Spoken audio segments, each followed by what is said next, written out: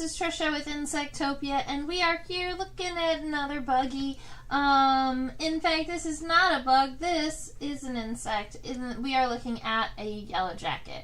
Keep in mind, all bugs are insects, but not all insects are bugs. And that's because what entomologists call a true bug kind of fits under the umbrella term for insects. Just like a butterfly is a kind of insect, or a beetle is a kind of insect, a bug is a kind of insect. Alright, but alas, we use the colloquial terms, for these words too. So, it's a good time. Alright, we're discussing this yellowjacket right here. She's definitely female. She was a worker yellowjacket when she was out flying around. Which means, yes, she does have a stinger, but she also is going to have that characteristic long 1M cell that we're going to be looking at. That helps to identify a yellowjacket. And then, I don't know, I really love looking at their little simple eyes. So let's go ahead and get started here.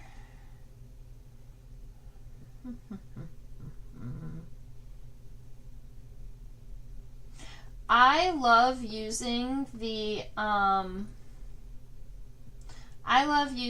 this like digital format to draw, although it does make it a little bit tricky to also see comments as they come through.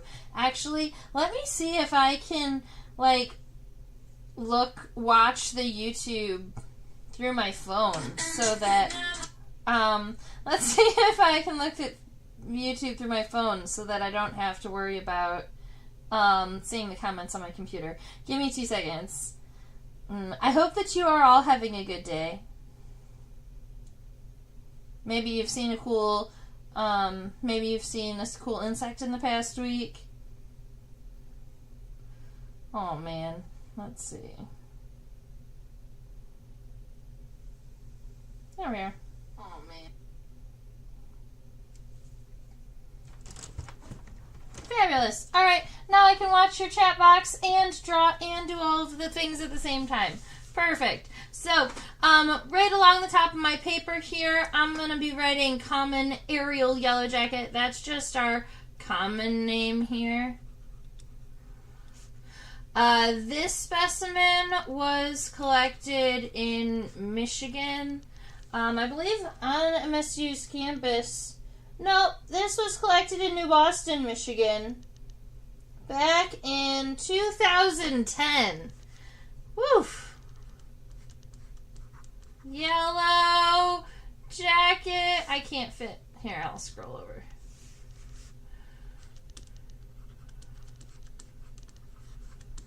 Alright. The common yellow jacket. And when we get that scientific name, the scientific name is Dolichovespula arenaria.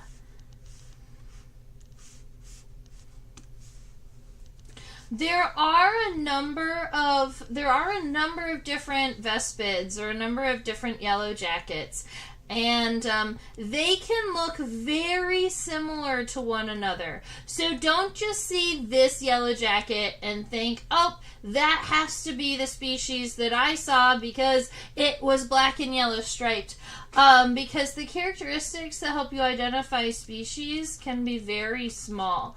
Also, there is some variation within color characteristics and things. So one of them can look very different and then be the same species, and then two can look very similar and be different. It's a wild, wild thing when you're identifying these ones. There we go. Alright, so we've got those common name and scientific name on our paper. That is going to be helpful for our identification into the future. Keep in mind, when I'm sketching, I historically have gone through and done like a really light kind of outline and then gone over it with darker ink. I've switched over to drawing virtually now. I'm getting better at it, and so when I draw virtually, I do my kind of light sketch, or my just getting kind of these shapes onto the paper in red, and then I'll go back over it in black. Alright, so this is what this vespid looks like from the top, but I was thinking we might draw this wasp from a lateral perspective, because that gives us the opportunity to draw the really cool leg stuff. And the legs have... my camera didn't change. Give me 2 seconds. We have to restart this camera.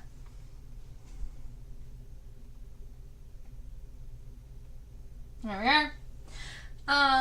If we're looking at the legs of this Yellowjacket, I love seeing the nice long tarsal segments, and you've got the really crazy tibial spines, and also the abdomen, or what we would call the metasoma of the wasp right here.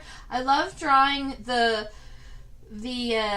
sclerites, or the plates on the abdomen, and so that's going to be a fun one to draw too. So because of all of that, I'm thinking a lateral perspective, although in this case the antenna and the antenna and the mouth parts and the legs are all kind of all squished up in there, so we're gonna have to kind of rotate this to see it from different angles so that we'll know. Also, I have looked at a whole bunch of vespids under the microscope, and I looked at a whole bunch of vespids underneath the microscope looking for a twisted wing parasite, because they live in between the sclerites of the, they live like in between the sclerites of the abdomen, so like in between those individual plates. The females never get wings, and they kind of stick their abdomen out, and the males get these crazy weird looking wings that are just hind wings and no front wings, which is odd. That's why we call them twisted wings, because the only other insect that has 2 wings has front wings and no hind wings. Those would be flies. Anyway, that's a small rant about a parasite of vespids. I have personally never found one, and I would love to find one someday. It's like one of those insects on my list. I think everyone has a list. So, your list may not be full of insects. Your list may be full of birds or other things that you go out looking for, or items that you collect. It's just that my list tends to be mostly bugs.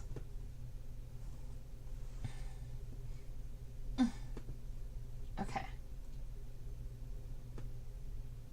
Perfect. Alright, so we're getting started on... Get that little dot out of the way. There we are. Perfect. Alright, I'm going to get that nice light outline started, and for the overall shape on this head here, I'm going to say this head is kind of, I would say it's like D-shaped, kind of flat on the back and then round along the front.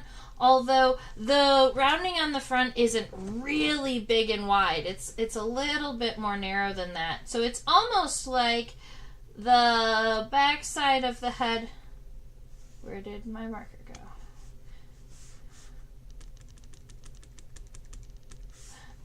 It's almost like the back side of the head is straight, but then the right side of the head is more like a right parenthesis, because it's not as wide as like the letter D would be.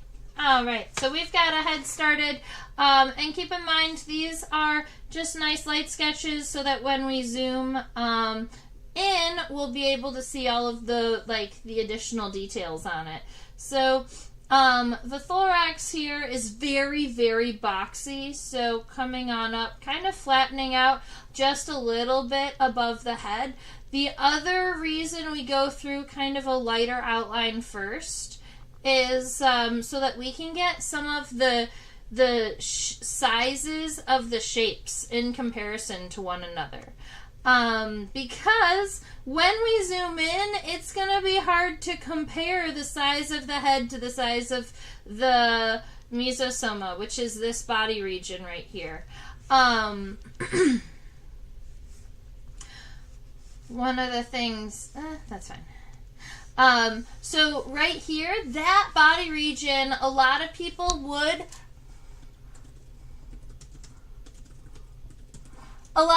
would just call that the thorax. And honestly, I would let you. But if you wanted to be more correct, the name for this body region right here in bees, wasps, and ants specifically is the mesosoma. That's because there is actually, there's actually this little itty bitty segment. It's right about here. It's right about here at the very end of the thorax, kind of in this little corner. That is actually the first segment of the abdomen, but it's on the middle body region. And so because of that little segment right there, it messes up the whole system. And so instead of giving that segment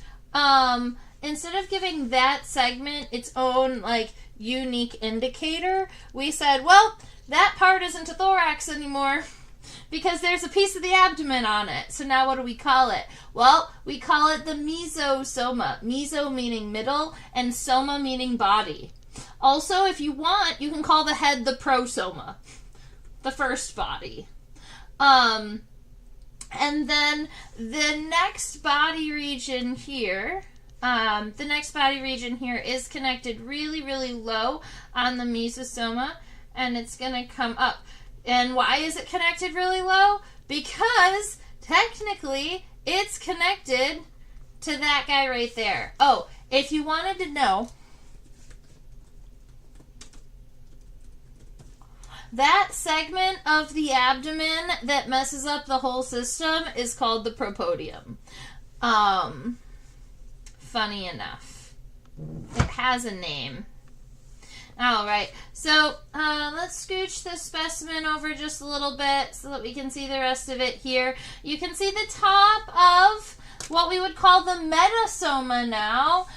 You might just want to call it the abdomen, and honestly, that's okay. No one is going to correct you, not even an entomologist. We will just understand what you mean. But if you want to be impressive, you can call it the metasoma.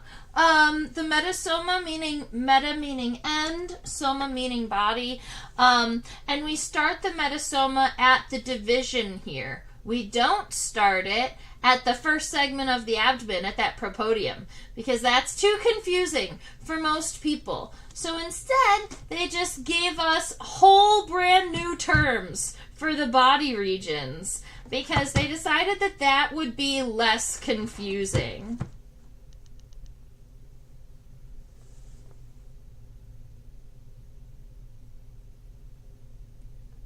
Okay, so the Uboni was curious about how the science folks decided that that little section is actually considered a part of the abdomen, and what makes it a part of the abdomen and not just more mesosoma. So let's go ahead. I'll go ahead and finish up just this really bloop right there, and then I'll go ahead and show you. So the thorax is always divided. The thorax is divided into 3 bits, 3 segments. These segments are labeled pro, meso, and meta, funny enough. So you've got a pro leg, a meso leg, and a meta leg. Each one of the segments on the thorax has its own, this is like the word before words. Anyway, put dashes in front of them. All right, so the first 3 segments of the body, those are the thorax. The reason why scientists know or have, I guess, determined that this little segment right here is actually the first segment of the abdomen is because that is where the third segment of the thorax ends. So it's already pre-established that the first three segments after the head are the thorax. Boop. Let's see. So right here, this is the thorax. In bees, wasps, and ants, if you say thorax and then this portion here, starting at the propodium all the way to the very end, is the abdomen, and then you ask somebody what is the second segment of the abdomen, they're going to go over here and not to the true one. So instead of saying thorax and abdomen, we include the propodium as a kind of like, because that's the obvious body region on a wasp, and then say that this is the mesosoma and then the metasoma. Ha. Oh, right. Yeah. So that's that's why number one, we have a different word for wasps, and I've never drawn it completely out like this, so I appreciate the question. So you can say head, thorax, and abdomen, just know that it includes that weird segment on the middle body region. But in bees, wasps, and ants, a lot of times we just go mesosoma and metasoma because that's what sincerely like divides the body regions, and it's easier to count. All right. And I love that your list is mostly fish. And which particular firefly? Is it the firefly that blinks all at the same time?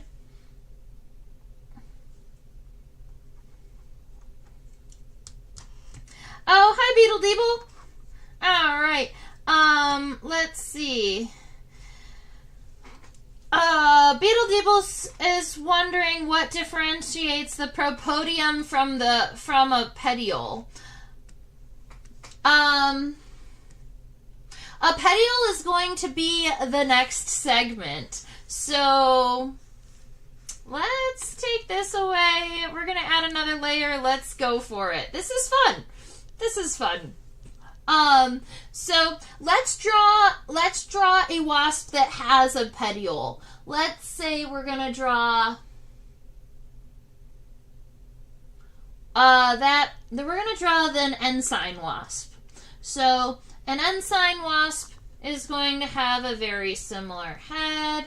They have a thoracic region that's kind of like this, but they have this really weird petiolate abdomen that they've got this petiole that comes off of the top of the thorax rather than the top of the mesosoma, the top of the mesosoma rather than the bottom, and then they've got their kind of abdomen or their metasoma here. Now, between these two bodies, you're curious about what is the difference between a propodium and a petiole, and see, every bee and wasp has a propodium. Here, it's this segment, and here on the ensign wasp, the propodium is actually up here on the top. They've got an additional little segment up here that is widely separated from like the legs and everything. So this segment is way up in the top rather than on the bottom. So they both have a propodium, but only one of them has a petiole, which is going to be a long, thin first segment of the metasoma.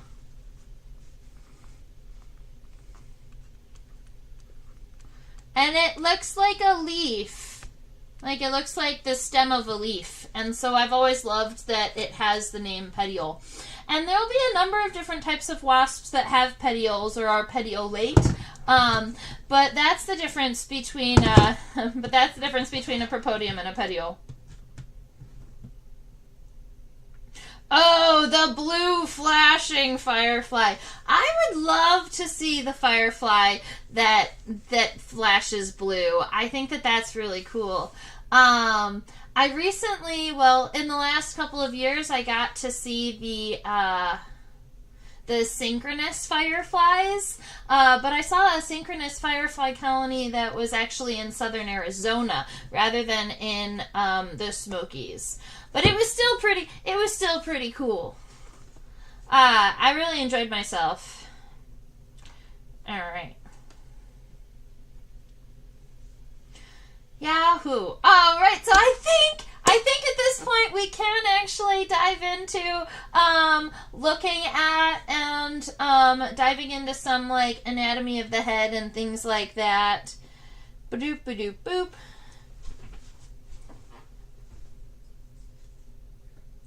Zoom in way up here in the front.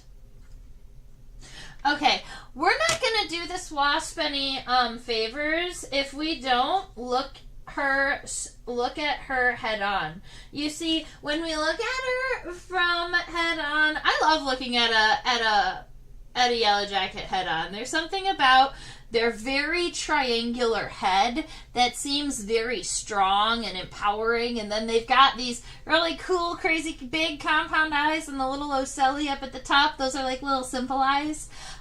So let's give you a little bit of an anatomy rundown really quick. Let's see, some eye words. We've got ocelli. Those are the simple eyes that are up on the top of the head in sets of 3. We've got compound eyes up here on either side. Ooh, we have, these are not just antenna. We would call these elbowed antenna, because the first segment is much longer than all of the other ones, and you end up having like an elbow or a 90-degree bend in the antenna. And a scientific way to write an elbowed antenna is geniculate. We call these geniculate antenna. Means that they bend at 90 degrees. Kind of like genuflecting is to kneel. You can see the mandibles up here in the front, those chewing mouth parts, those are kind of cool. I can see it also has what we call the clypeus, which is this like front face plate that I'll point out. Maybe we can zoom in and look at it now.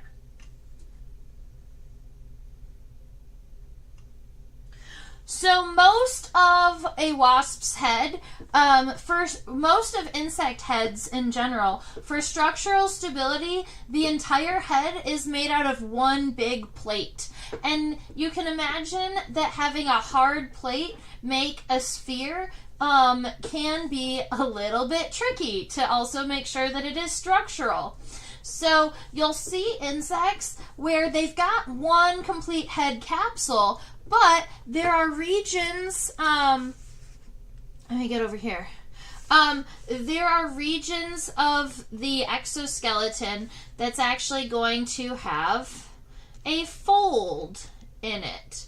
And that fold is going to create, this fold like this is going to create some kind of structural stability within the head capsule so that it doesn't like bend or fold or those types of things. These folds in the insect exoskeleton this is called a sulcus. But you can also just have two plates touch one another where there is like a little bit of a gap here. It's not an actual folded single piece. And this is a suture. And from the outside to your eye, they're going to look exactly the same. They're just going to look like a line on the exoskeleton. But underneath, characteristically, there are like structural differences between a sulcus and a suture. Most of what you see on a Yellowjacket's head, or on any head, is going to be a sulcus because they want to really structurally empower their head capsule. With the exception, the reason why we went on this rant is because that is with the exception of the clypeus. The clypeus is its own unique piece of exoskeleton. So you'll actually be able to see the suture around it. It's not a sulcus. It's not a fold. Oh no. I erased my arrow. I have to go get it. There it is. Oh. Okay. Alright, so we've got an arrow back. The edge of the clypeus starts here, runs all the way up. It kind of folds down, kind of like this, comes around, and it's got 2 points here. 1, 2. We can actually see that line on the head, and also it follows the color, which I love. And then down here, it's got these 2 little points. Past this point here, down here, this is actually all mandible at that point. And if we were to zoom in, we might be able to see, yeah. So we can see some of the individual dentations in the mandibles, and the dentations are essentially those little teeth guys. So if I increase the exposure time, yeah, you'll see it a little bit better. Nom nom nom nom nom. Very cool. Alright, so that's what she looks like from a head-on perspective. You may have drawn that while I was describing it, but I am drawing my specimen from a lateral, so I'm going to go ahead and turn her sideways, and I'm going to get as many of these characteristics as I can onto her body.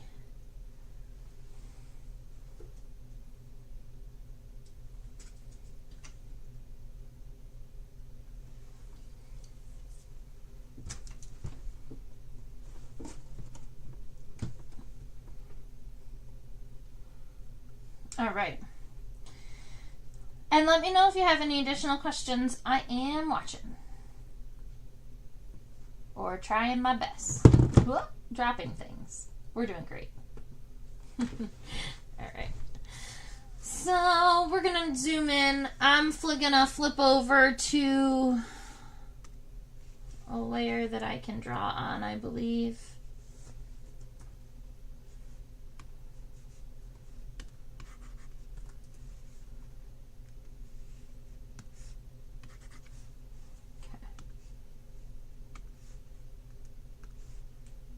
And I'm just going to fade this one out a little bit so it's more of like a light outline and it doesn't distract from the lines that I'm now making.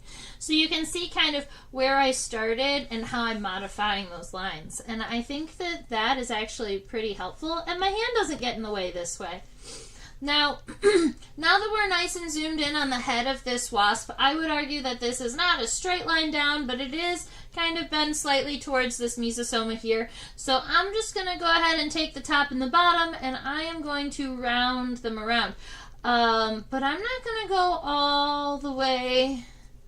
Let's see. I'm not going to go all the way to the bottom of the head here because I know that the portion down there is actually also mandibles, and I want to make sure I leave some space for those. So we've got that top of the head.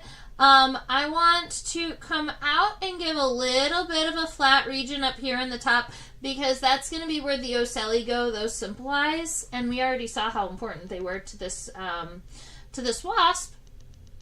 And then I would argue that the head doesn't go much further than that, so we're going to go straight and then come back in. But right about here, that's right about where the clypeus ends. You can see that on this, in this microscope view here. I wonder if you can. You see that little, yeah, you can see it. You see that little point there? That's the actual end of the clypeus. And so any portion of the head past that is mandible.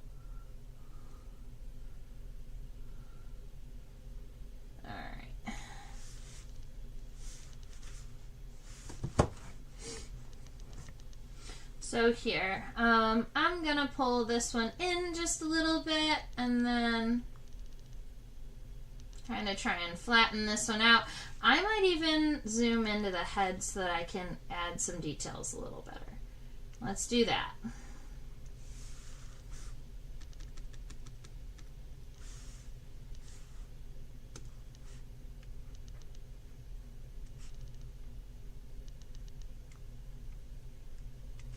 Okay. Just cleaning up a couple of lines first. All right. So we are at this point. We've got kind of the outline of the head working. This compound eye is taking up the majority of the head, although there is a little bit of space kind of behind the compound eye here. So I'm going to come up almost all the way up to the top of the head, and that is going to be where our nice round compound eye is going to be, with the exception of right about here in the very top of this compound eye, there's actually a notch right there. I hope you see it. It's bright yellow. Some insects like longhorn beetles, for instance, have compound eyes that we call reniform eyes, because that notch is in the center, and so it makes it look like they're the shape of a kidney bean, and so that we call them reniform, like renal. But this one, because it's closer to the top and it's more kind of triangular, it doesn't affect the overall shape of the compound eye. So we just call this a notched eye rather than a reniform compound eye. I do want to make sure that I go through with a nice thin line and I add cross hatching. This is going to give lots of little individual lenses here within the compound eye. I am getting much better at doing this digitally. Digital is a whole nother medium, and you get to watch me grow on it. It's kind of fun.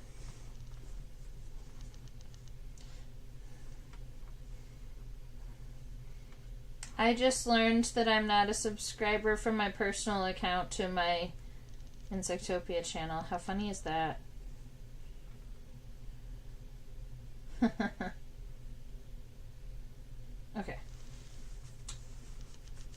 Alright, so way up on the top of the head, we get those 3 ocelli, O-C-E-L-L-I. These are little individual lenses. Keep in mind that ocelli, even though we call them eyes, are not actually going to be helpful for seeing anything. They can sense light versus dark. They can sense like when something goes over them and there's like a shadow of sorts, but that's pretty much where their sensory ends. These little ocelli, they're just little light sensors. They can't see shapes, they can't see colors. I do want to just go ahead and add this mandible. A mandible from a lateral perspective is generally just going to look like a triangle that's curved forward slightly. Because these Yellowjackets, they are predatory. So I hope that you know that. We've got they're gonna be out and about, like eating caterpillars and collecting invertebrates to feed to their young. In fact, Yellowjackets actually get fed by their babies for feeding them. Like, the young have a sweet, sugary treat that they feed the workers when the workers give them food. It's like taking candy from a baby.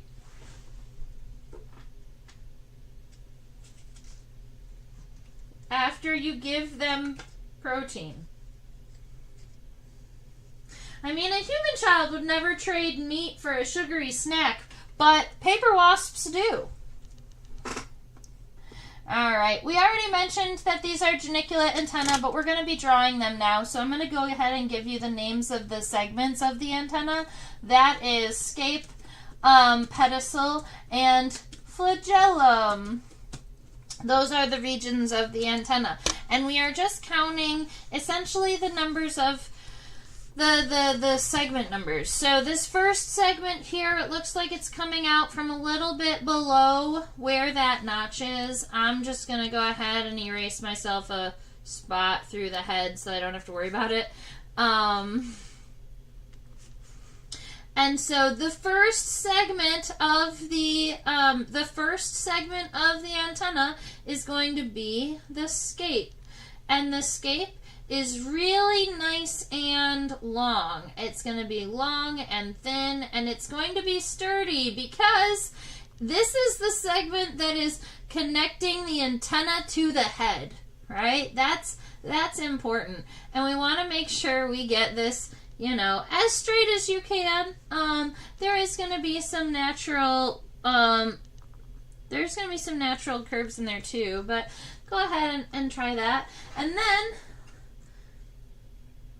the pedicel is the next segment, and in this one, it's a little bit trickier to see, but it's an itty bitty, teeny tiny, almost pancake looking segment. And it looks, I need this pen to be thinner. All right. And it looks like this. Kind of like a little itty bitty pancakey segment. That's the pedicel. Now the reason the pedicel is going to be a lot thinner is because the scape is so large. You see, if you had a lot of really long beads on a string, that string wouldn't be able to curve very well. But if you had a lot of short ones, it's going to be able to move around a lot better. So the idea behind the scape is structural, you know, connected to the head. The pedicel, a lot of times, is going to be shorter so that it has more range of movement. And then you got all the rest of the segments. And the rest of them are called all part of the flagellum. And in some books, they say that these are the flagellomeres. 1, 2, 3, 4, 5, 6, 7, 8, 9, 10. 1, 2, 3, 4, 5, 6, 7, 8, 9, 10. There are 10 flagellomeres. So that is a total of 12 antennomeres, right? Antennomeres is their name for segments of the antenna, and the scape and the pedicel, even though they have different names, still count as a segment of the antenna.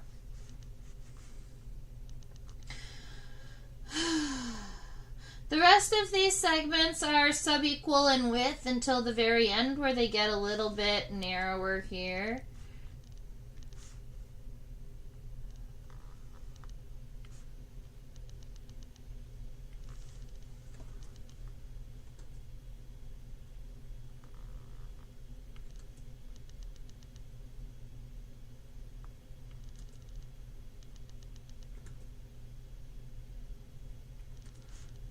Start from the end.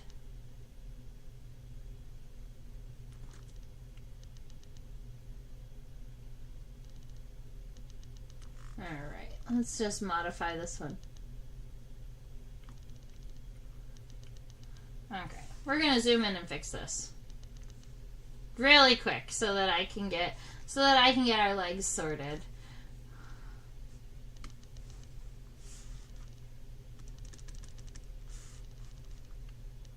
Whee!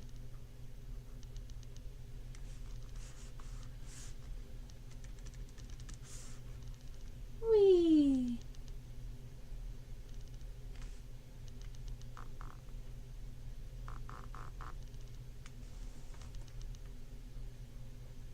That is going to be good for now. All right, so looks like we have a geniculate antenna started. We've got that scape, we've got the pedicel, but we still need to go ahead and add those 10 flagellomeres. I've got them all in one bit, but now I've got to kind of subdivide it into a number of pieces. So let's go ahead and get 10 segments in. 1, 2, 3, 4, 5, 6, 7, 8. We're going to fix this one. 1, 2, 3, 4, 5, 6, 7, 8, 9, 10. There we go. We did it. Alright, so we've got all of those segments of the antenna all sorted. We've got geniculate antenna, we've got the mandibles and the ocelli and the compound eyes. I'm actually pretty happy with our outline of what our paper wasp's head looks like. If you were going to be kind of adding fine details and things, you can add these nice long hairs that are all over its head. Those do help the wasp carry pollen from one flower to another, even though it is not purposely pollinating and generally isn't going to be going to too many flowers because they do receive their sugary treats from their babies instead. But alas, if they're by a flower, they can pick up pollen with those hairs. All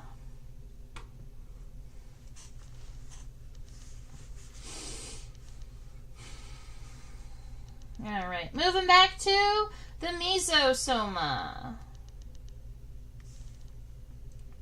The mesosoma includes includes the thorax and the first segment of the abdomen here. It is nice and wide, and I'm actually pretty happy with the shape that we have here already. We're just going to be kind of subdividing it, and we're going to be subdividing it and kind of parsing it out into regions. We're also going to be adding where the wing is connected and all those kinds of things. Hey, Grave Angels, it's nice to hear from you. I appreciate that. The Oddities Expo last February, that was a minute ago. What city did I see you in? All right. So I'm just going to go over this outline that I already have because I'm pretty happy with the shape here. Although I'm going to kind of pull up on the bottom of the mesosoma a little bit sooner because the neck region of this wasp is going to be a little narrower. So, but I'm mostly, honestly, just going to follow this line that I already have kind of in the background. With the exception of, let's see.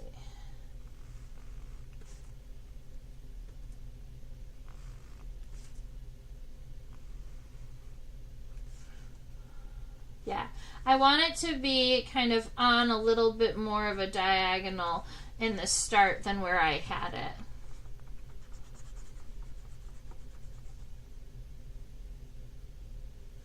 Yay! There we go. Alright, and then I'm going to pull it all the way through, even though we know that we've got legs happening here and we're going to be adding those legs. I just want to get this body shape in so that we can kind of envision all of these segments here too. So let's see. We like it all the way up to here, but then we want it to kind of come up connected way higher than where we had it previously.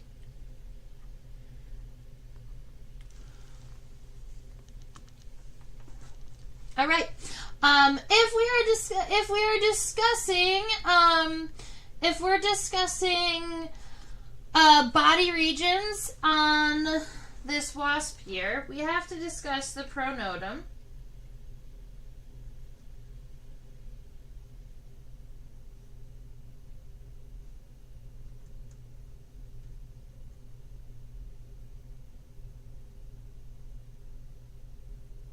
Okay.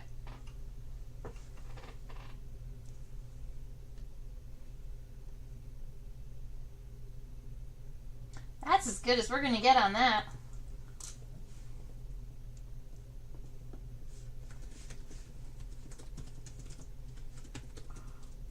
I'm going to give you a couple fun words. All right, we are looking at the pronotum and the tegula. We're looking at the pronotum and the tegula. Now, the pronotum, pro means that it is on the first segment of the thorax. And then notum is referring to the top portion of that segment. So pronotum is meaning the top of the first segment of the thorax.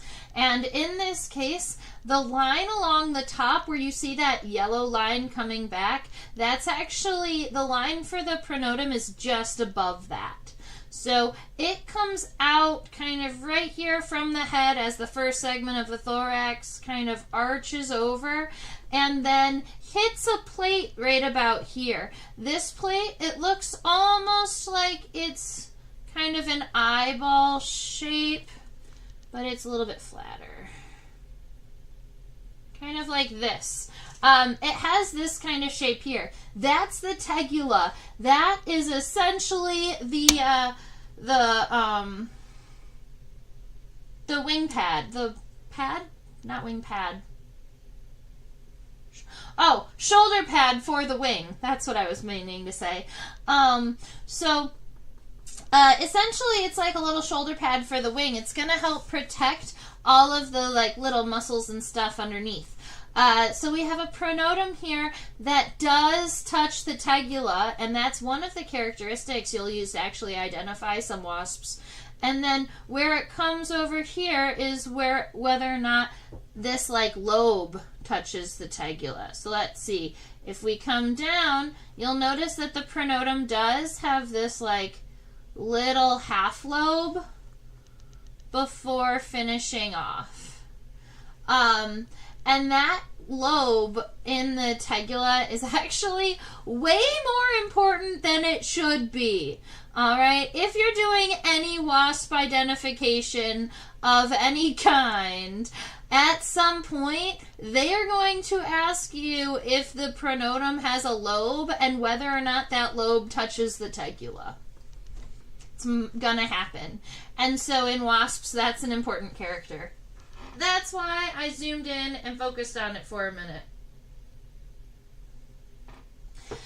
Now, if we're looking at the remaining pieces of, like, the remaining kind of sclerites in the mesosoma here, one of the ones that I always see and notice is going to be this big one on the top. This is kind of comes around like that. That is the second segment of the thorax. That's the mesosoma. And then if you wanted, we've got this additional segment right here at the end, and it looks like I'm going to be shortening my abdomen just a little bit, kind of putting this just a little bit more on an angle here.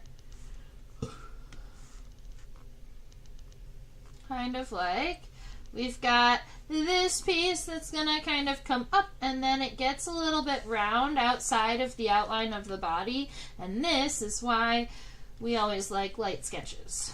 There we are. Okay, so it's kind of lobed here, and then it joins that angle down. And I'm just gonna shorten the wasp by this much. That's gonna make me feel better. That's gonna look better, I think. Yeah. So I'm gonna solidify that line and call it a day. Let's see.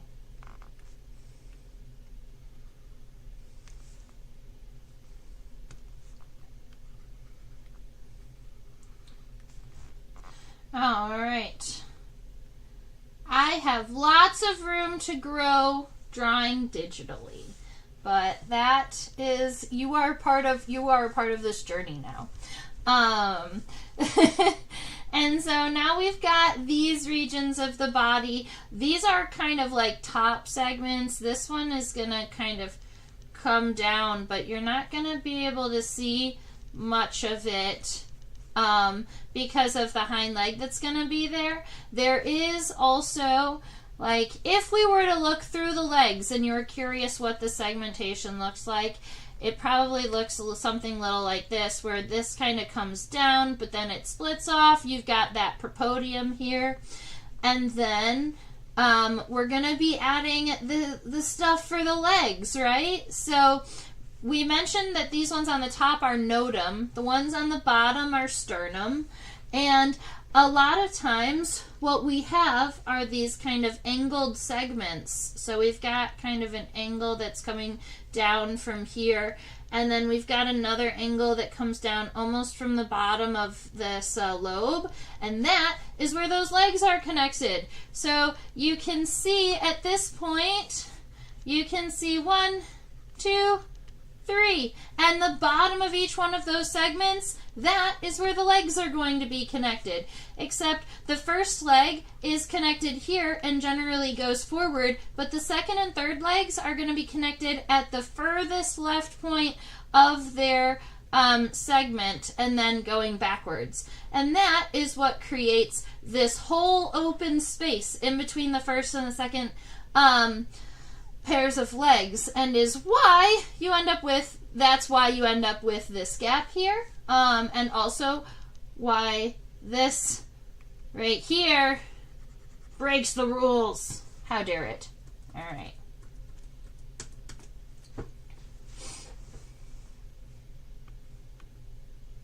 Not a fan of rule breakers. I'm thinking we should draw legs next. That makes sense to me. Over in Portland, Maine! Oh, yay! We'll be in Portland, Maine again. I hope to see you there. That was a crazy show. It snowed like 5 inches or something, and the entirety of Maine was just like, no, that's okay. It's allowed to snow for 5 inches. We'll still show up to an oddities show. That was really cool. Oh, yay, Beetle TV! I'm so happy that your LEP exam went well. Did they end up with oh, the two that we were worried about, that I had to like look up the wing venation and stuff in the other guide, were there questions about those 2 families in your exam? I'm flipping this wasp upside down. I'm trying to see the legs. There. Oh, cool, his tongue!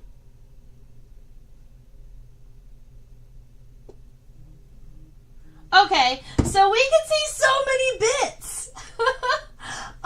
This is really exciting. So, I flipped this wasp upside down and I took off the labels so that we can see all of the parts. And when we're looking at this upside down, right here, these are those mandibles. So they have the 2 dentations, or the 2 like teeth-like portions of the mandibles. Then underneath the mandible, you're gonna have essentially what we would consider a bottom lip. It might be an adaptation of the maxilla, actually.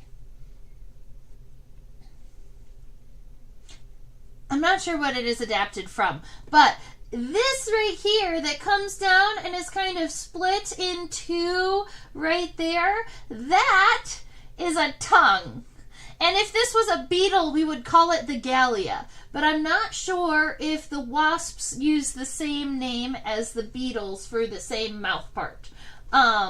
So don't quote me on that. But if this was a beetle, that would definitely be a gallia. But I know the purpose of that is to, like, drink. It's like a little spongy mouth part that's got, like, little uptake hairs. So not only can they chew and swallow their food, but they can kind of, like, lick it. I don't believe they have any kind of external digestion, so it's not like they're spitting on their food and sponging it up like a fly would.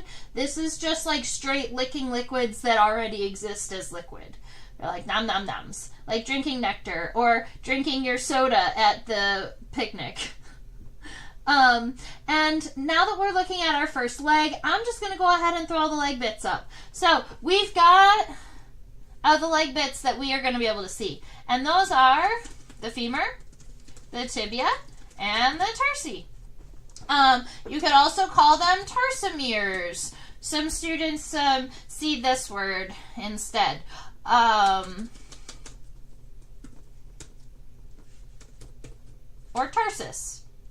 There's so many ways that people will see this word, but I like femur, tibia, tarsi. That makes the most sense to me. Your femur is the first long segment. The femur, in this case, is going to be, that's small. The femur is this one here. The tibia is this one. Notice how that the tibia is about half the length of the femur. That does not always happen. In fact, regularly, the tibia is about the same length as the femur.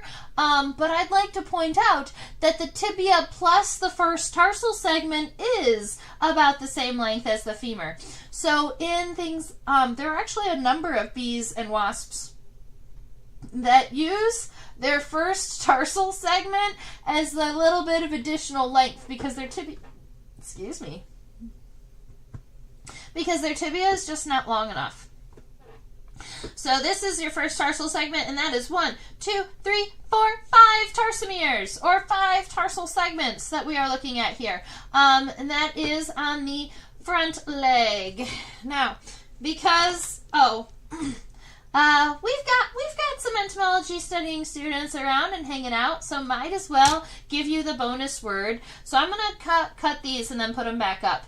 But because this wasp has specifically walking legs, we have different words for the meanings, not just of what the legs look like, but actually what the purpose of the legs are, like what they do. So we've got walking legs and jumping legs and swimming legs and digging legs, and what they're adapted good at. That, all the words. Walking legs are ambulatory legs.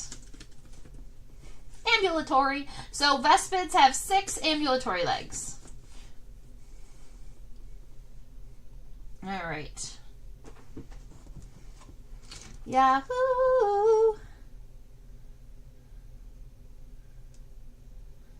I was gonna say it's not so hard, but it didn't hold us back for surezies.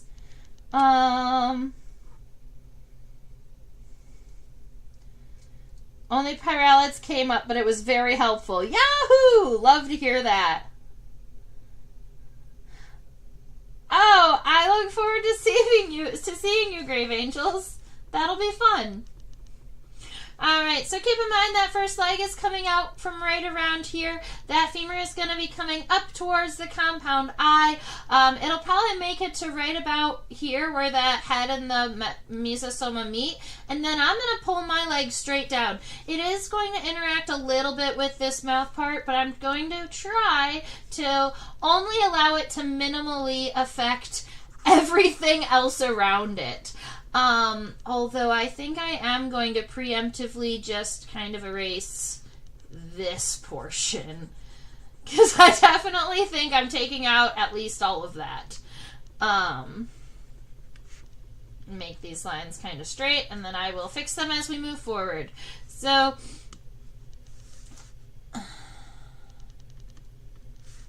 this femur is going to be starting right around here. I always make sure that the femur comes a little bit lower than where the average body line would have been, because you do actually have a coxa and a trochanter before the femur that we just don't talk about, because from a lateral perspective you're not going to be able to see it. In fact, I can see it from a ventral perspective, or what we're looking at underneath the microscope, but we're not going to dive into that one just yet.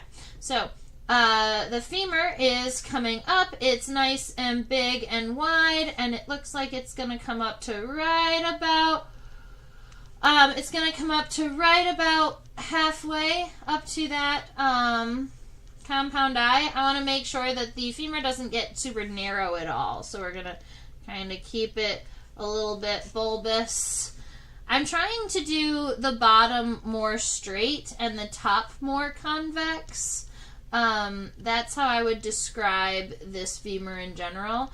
But watch this. So once I'm happy with where the femur is, what I'm going to do is I'm going to connect the tibia to this very top and bring the tibia kind of towards the viewer. And because we're going towards the viewer, I'm going to take it from this very top portion here, and I'm just going to move it kind of towards us like this. Now keep in mind that this tibia is only about half the length of the femur. So we've got a tibia that's going to end right about here with the mouth parts, which admittedly is not my favorite thing. That's okay. Make sure there's separation between the leg and the eye.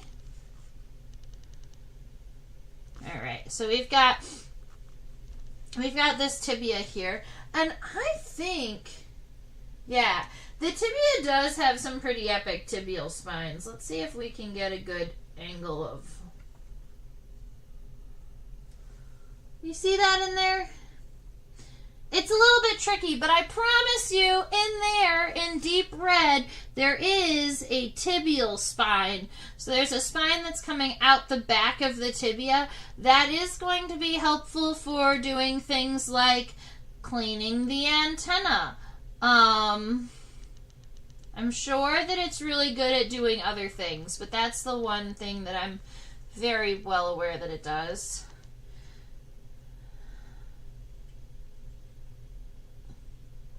Okay. Now, with the remaining segments of this leg, these are all tarsal segments. So these are nice long thin segments. The first one though is the longest. Let's say kind of like this. That first one is going to help create a little bit more height on this vespid. But after that, they're going to kind of lay really flat. And so I'm going to redraw the back of that head. It's bothering me. There we are. Okay. And now we've got some tarsal segments to sort. There are 4 more that we need to draw, and these are all essentially kind of triangular segments, but they've got lobes kind of underneath them. And what I mean by that is, while we are sketching them, I need you to imagine that every single segment is connected kind of at the top of the segment rather than at the bottom, so that it kind of like creates an angle like this. 1, 2, 3, 4.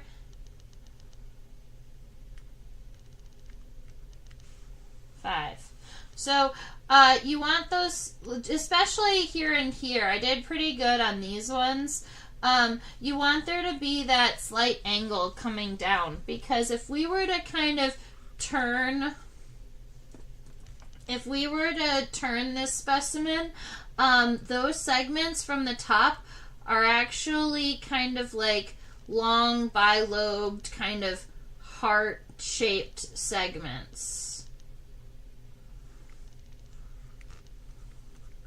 But that's from the top. And so from the side, these lobes are kind of going down and underneath. All right. That is a front leg.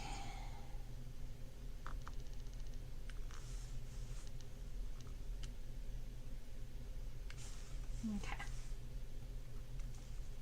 I'm going to kind of close out some of these lines like the edge of the pronotum there, but everything else looks pretty decent. Let's go ahead and turn our specimen so that we are looking now at the middle ambulatory leg. The middle walking leg. And the middle walking leg is going to be much easier to see because it's not tucked all weird up under the head, luckily. So that admittedly makes me super happy. And while we have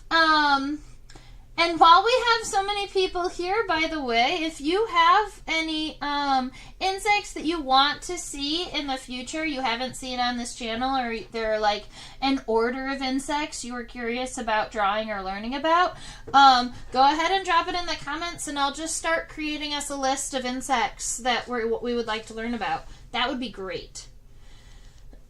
All right. So from this point for our middle and our hind legs, we actually do have to worry about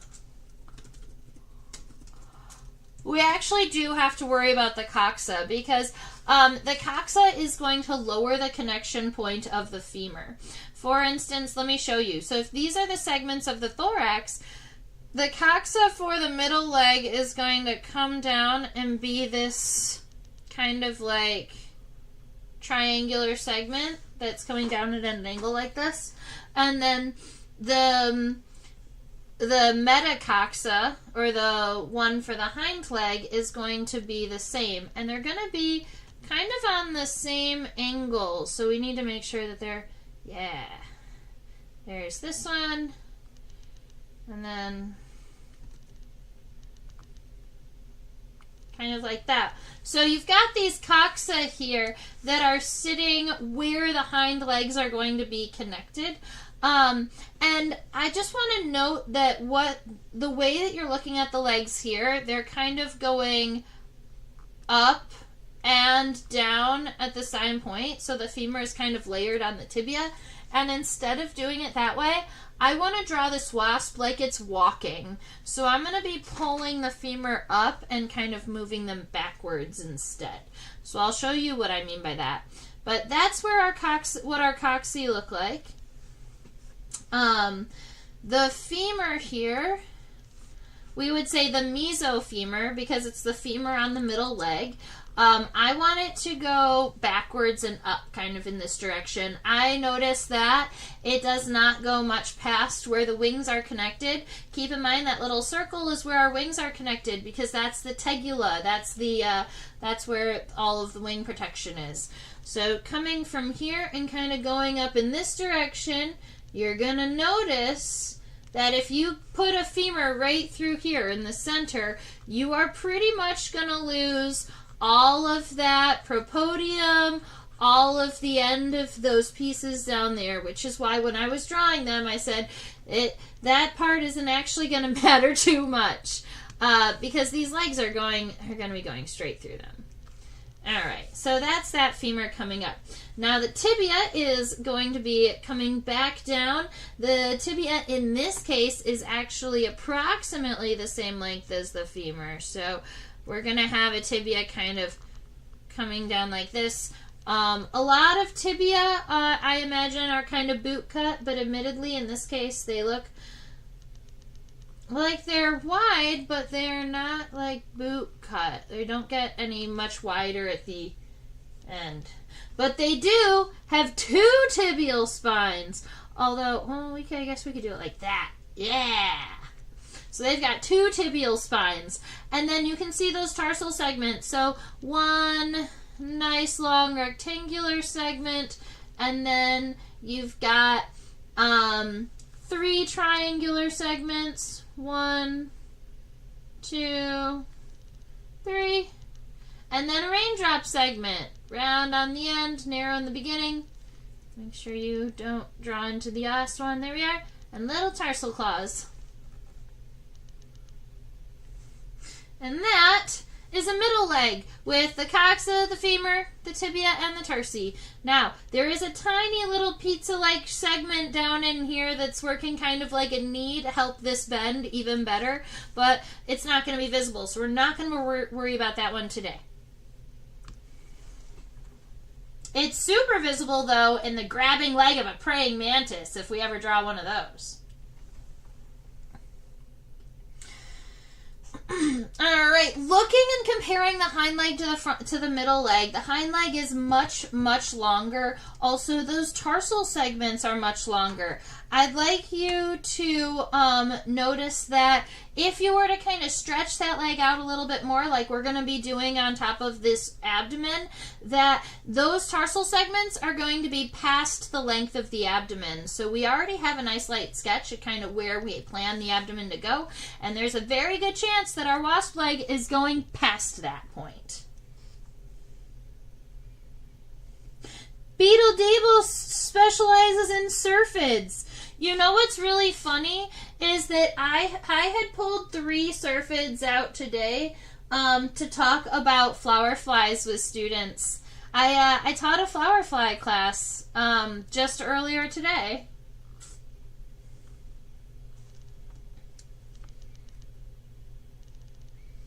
I don't know how to identify them past family. I have not in the past identified them past family. Do you have a key that you recommend for syrphids to get started, maybe to subfamily or to genus? All of my specimens are from North America. All right, so I'm going to be drawing this femur is going to be coming out from this coxa here. The femur is going to be the visible portion, right? So like that coxa is pretty much just going to be gone once we get this femur drawn. Kind kind of like that. But the reason I want you to put those cocci in is because that gives you an idea of kind of what's happening on the underside. And I find that kind of important. It's helpful for me to know kind of what's happening on the inside. Now I want to make sure that the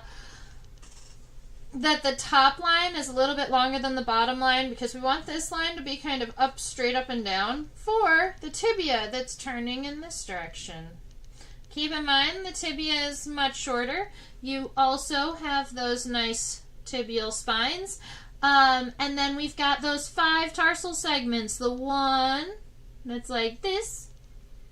And then these, each one of these segments are a little bit longer than the middle leg. So we're going to 1, 2, 3, and then raindrop segment with a claw.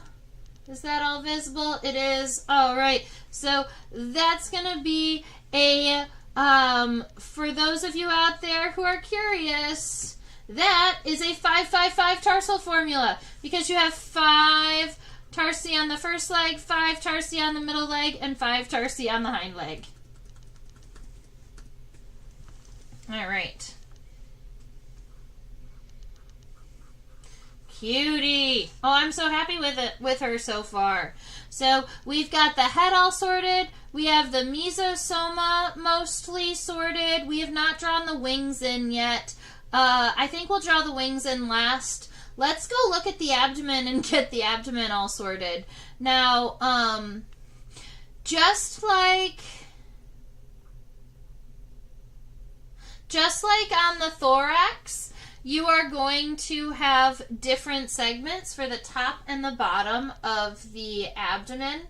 Now, any of the segments on the top of the abdomen are called tergites, and the ones on the bottom of the abdomen are called sternites, unless they're called ventrites. And I haven't figured out which orders are which way, but those names seem to be interchangeable in some texts, funny enough. So you've got tergites are on the top, right? T and T, that's easy enough to remember. And then on the bottom, we've got, a lot of times it's sternites. Because I'd like you to imagine like where your sternum is, and if you were walking around on the ground, your sternum would be on the bottom. Those are sternites, are the bottom segments. Every now and again, because your bottom is also called your ventral, people call them ventrites. All right, but tergites and sternites are my favorite. So that's what we're going with today. Outside of just having the nice, pretty orange, outside of having that orange kind of sketch line that we started earlier, I would like also, I'm going to go back over into this diagram here, and I want to add a couple of things. I need a lateral line. So I need a line on the side of this body that starts pretty low and is going to angle up and then down. And I want you to imagine that this is kind of where the top segments are meeting the bottom segments. All right, so anything underneath that line is a sternite, anything above that line is a tergite. Then we have to count abdominal metasomal. We have to count metasomal segments now. So that is 1, 2, 3, 4, 5, 6. I count 6 metasomal sclerites, or 6 metasomal segments. And so now I'm going to subdivide it into 6. That looks like the first one is really, the first one is pretty narrow. So we're going to call this one 1.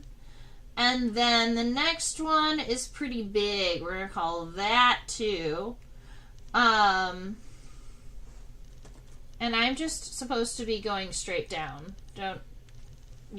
Just divide it. So that's 1, that's 2, and then 3, 4, 5, 6 are pretty narrow, and they are kind of at an angle here. So I'm going to go 3, 4, 5, 6. All right, so that is 1, 2, 3, 4, 5, 6 segments, all nicely, lightly lined.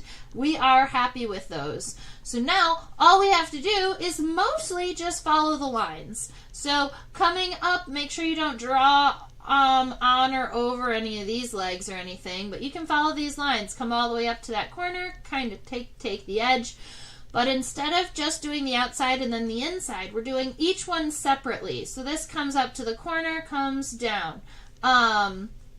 It is going to actually come through and come over. There is not going to be much of this outline for the bottom of this first segment here. So we're actually not going to worry about anything here. I'll even erase it so you can see what I'm talking about. We're not worried about anything right this way, because the first one seems to be very narrow. The next one is kind of where it starts. So here we are. There is going to be a little bit of a shelf, so make sure you start your next segment just a little bit underneath where the last one is. It goes out, follows this line. It's going to come down, and then wherever you have that lateral line, you're going to kind of make a U kind of down and let it kind of come over. And we're just going to do the top segments, and then we'll come back for the bottom ones. So there we are. We're going to come over, take it down, let it U, take it to the back. Come down, follow it, U, come on back. This one, follow it, U, come on back. All right, so we've got all of these segments kind of sorted down, and then this last one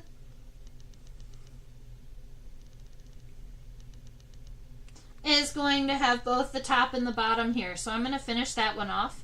Now, the bottom of the metasoma here is going to be a little bit more smooth than the top, but admittedly, it's not as smooth as like the edge of a thorax even, or the edge of a mesosoma. So I am still going to make these, draw them individually, but I want to start at the base again. So starting at that second segment, we're going to kind of flare out to that edge corner. And then we're going to draw each one of these segments individually, just kind of trying to avoid that leg. And you'll notice that I have a couple of thicknesses of pen happening here, but I'll be able to go through and kind of modify it as needed.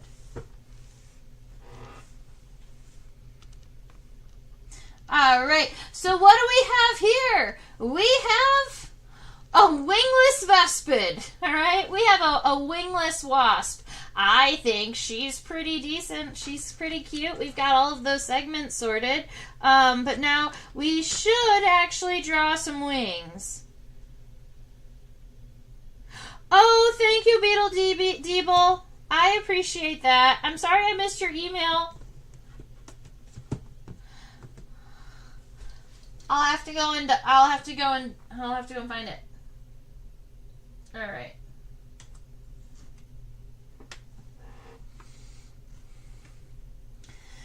So let's talk wing venation. Who here is ready for some wing venation deep dive before the night is up? Do we still have our brains on? I think we've got this. Sometimes I just kind of zoom through wing venation, but I think we'll be able to I'll be able to describe to you some of the defining characteristics within the wing venation of the vespids. We'll be able to look at the 1M cell, for instance, and if we're lucky, we can see the 1M plus CU cell. 1M plus CU1, technically. All right. I'm going to start off this wing here. Maybe I'm going to do it this way. All right. I'm going to start this wing off right here. It's going to come out from underneath the underneath that tegula, or underneath this little circle guy. And I want it to kind of come up a little bit stronger than my specimen has. I have to put the wings down like that on a specimen so that they don't get hurt. But I want this wasp to almost seem to be flying. So I'm going to take this and kind of come up. And then once I get to as far as I want it to go, I'm going to very gently kind of take that curve. And vespids do not have like really, vespids don't have really kind of wide wings or anything like that. They do tend to be fairly narrow. And they also do have a pair of hind wings.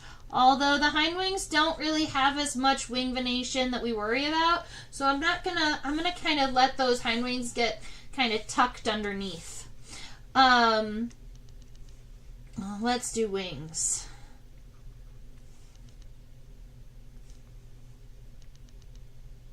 That's gonna be good enough. The leading edge of the wing is right here. It's gonna be really nice and dark. And this is the costa. It's the strongest vein in the wing. It's spelled C-O-S-T-A. There you are. And it is strong because it helps with the leading of it helps with like breaking wind tension, and it helps lead the wing. Like, it's going to be nice and strong. Now, closer to, it also gets kind of narrow, but it doesn't actually stop until the very tip of the wing. So it does kind of continue all the way down into there. But right about here, you've got a thickening area, and that part is called the stigma. Spelled like that. And some people call it the pterostigma. It's kind of like it's like a colored region of the wing. Now, if we start to kind of break these cells down, we would have the marginal cell is this cell right here. It's going to be the cell on the margin of the wing. And it's going to be right underneath the costa. Then we get what we call submarginal cells. There's 3 of them in vespids. So those submarginal cells are these 3 cells that exist underneath the marginal cell. 1, 2, 3, down the back all the way to the stigma. Those are submarginal cells. Some wasps have 2, some wasps have 3. So those are also defining characteristics. If I was to take this vein, this is actually going to go all the way to the base. All right, nice and thin at the end. We also, from here, are going to take a line that comes most this way, but is at some point right here going to subdivide and become the median cell. There we are. So we've got that nice long cell in here. And then we do have a couple of additional kind of cells and things happening underneath it. The reason why I have not enough space here, but I wanted to make sure that I allocated enough space to this cell right here, the one that I'm coloring orange that comes all the way back here. That is the 1M cell, and that is the defining characteristic for all paper wasps out there. So if you zoom in right here, only paper wasps have a cell like this that is really, really nice and long. So it starts here and it goes all the way to here. This long cell, that is what we say is the 1M cell. Alright? Yeah, this one. And the wing actually also folds on that cell. So if you're looking at a wasp, you'll notice that their wing looks like it's folded to be even smaller than it normally is. And that's because it's folded about halfway down. In fact, M stands for median. So it is kind of folded pretty much right smack down the center. But that gives you an idea of the paper wasp here. Head, mesosoma, metasoma, legs, wings, mouth parts, antenna. I think we did pretty decent.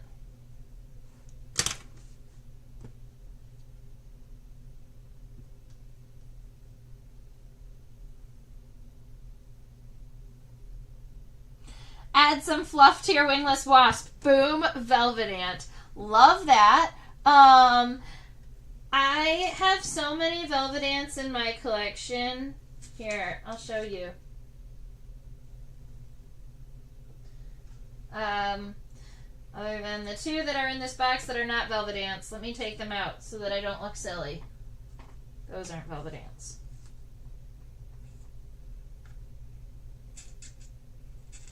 And my biggest velvet ant isn't in the tray.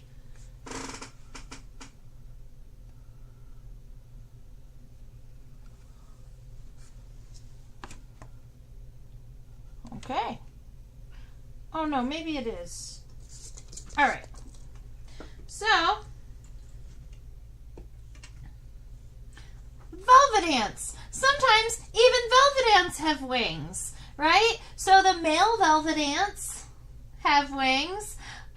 This velvet ant here, absolutely ginormous. Big white velvet ant, largest one in my collection. And it kind of fades into an orange. I picked this one up in Catalina State Park in Arizona. But then you've got, your average. The difference between these two velvet ants is so incredibly impressive. Like, one velvet ant could fit its entire body into the head and mesosoma of the one next to it. And then we've got we do have a number of the ones that are kind of short and stubby. We've got some more males here hanging out. These are nocturnal males that come into a black light. This is my absolute favorite velvet ant on the planet. This is the thistledown velvet ant. And so they call it thistledown because it's white and fluffy and looks like thistledown. Yeah. Yay. Velvet ants. And then this one's super shiny. Alright, so those are velvet ants. And you're 100% right. You could have just added fluff to that and made it a velvet ant.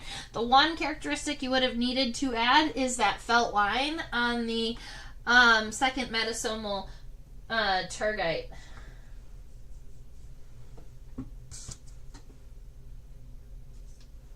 And here we go.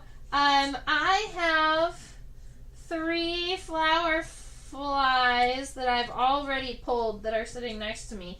These are not the only flower flies in my collection, but I like this one. I think he's fancy. That one is cool to me. It's a little bit more unique than everybody else. For something, this one calls to me uniquely. Because it's like thinner. It seems to be more of a wasp mimic than the other ones tend to look more like bee mimics. They're kind of white. I think that we've drawn this one before in the live stream. So there's that one, and then there's this one here. And I don't think we've drawn this one because the wings got all wonky when it got pinned. So I don't know if I've shown this one off too many times in the live stream. But there you go. 1, 2, 3. Love that last one. That's probably the one we're drawing next week, by the way. Let me make that note to myself so that I don't forget it.